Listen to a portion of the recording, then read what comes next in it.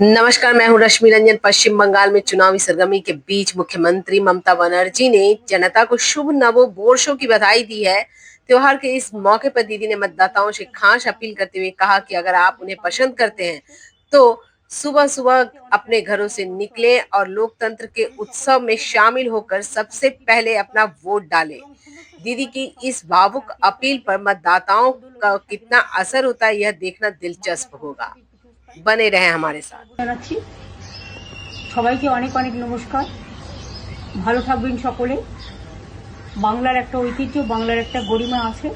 এটা আমাদের বাংলার নববর্ষ এবং সাথে সাথে অনেক রাজ্যেরও নববর্ষ আছে।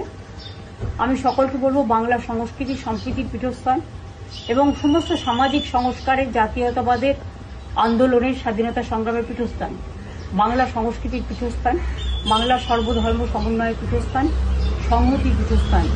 সব ধর্ম বর্ণ জাতি বিশেষে সব মানুষ ভালো থাকুন, সুন্দর থাকুন। আর তৃণমূল কংগ্রেস সরকার আপনারা দেখেছেন, কেন্দ্রীয় বঞ্চনা সত্ত্বেও আমরা প্রায় 105টা সোশ্যাল স্কিম করেছি, জন্ম থেকে মৃত্যু অবধি সব মানুষের জন্য।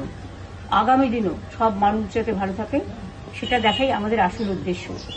দিল্লির জমিদাররা অনেক অত্যাচার করছে, ভোট কাটছে, অনধিকার প্রয়োগ করছে এবং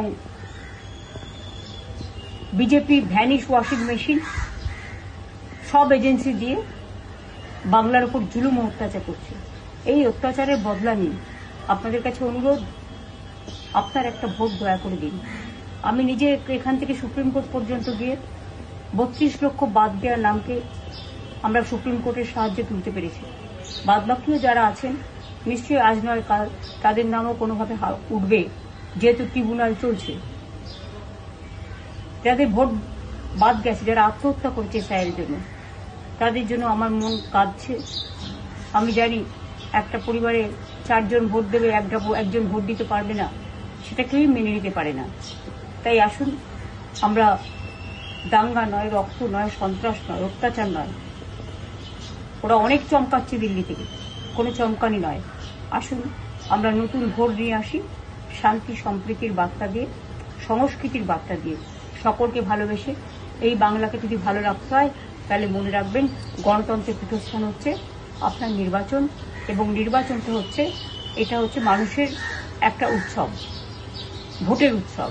সেই দিন আপনার ভোটটি দয়া করে এবার আর অন্য কোনো প্রার্থীকে দেবেন না।